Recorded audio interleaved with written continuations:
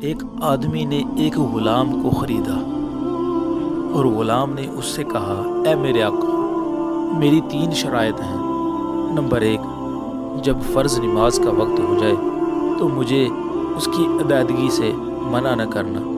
Number 2، دن کے وقت جو چاہے مجھ سے کام لو لیکن رات کے وقت نہیں۔ نمبر 3، مجھے اپنے گھر میں ایسا کمرہ دینا یہاں میرے علاوہ کوئی اور نہ آئے۔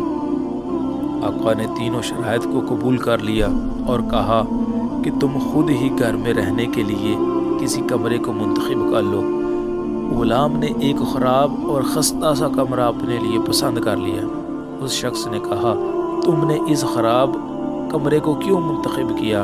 غلام نے کہا، اے میرے آقا، یہ خراب کمرہ اللہ تعالیٰ کے ہاں ایک باغ ہے، چنانچہ وہ دن کے وقت اپنے آقا کی خدمت میں مصروف رہتا اور رات کے وقت عبادت الہی میں مشغول رہتا۔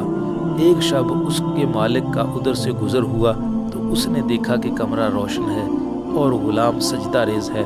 اس کے سر پر ایک نورانی قندیل ہوا میں معلق ہے اور غلام آوازاری کے ساتھ مناجات کرتے ہوئے کہہ رہا ہے، اے اللہ، تو نے میرے آقا کی خدمت کا حق مجھ پر واجب کر دیا ہے۔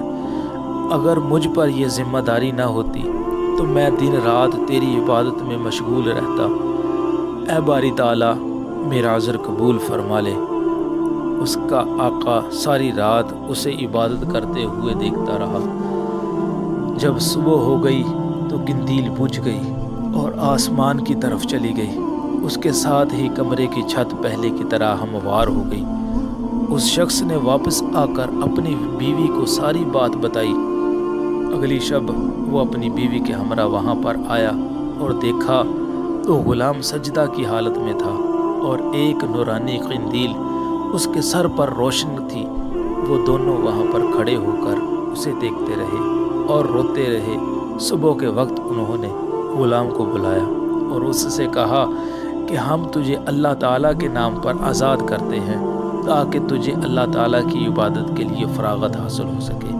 غلام نے آسمان کی طرف اپنے ہاتھ اٹھائے اور کہا، اے صاحب راز، راز تو فاش ہو گیا اور اب میں اس بید کے ظاہر ہونے اور شہرت کے بعد زندہ رہنا نہیں چاہتا۔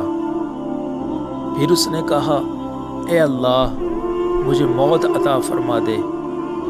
اور وہ اسی وقت ان کے سامنے تڑپ کر گرا اور گرتے ہی انتقال کر گیا۔ انا للہ و انا الیہ راجعون۔ بے شک نیک عاشق اور پروردگار عالم کے طالب لوگوں کے احوال اسی طرح کے ہوتے ہیں۔ ایک آدمی نے ایک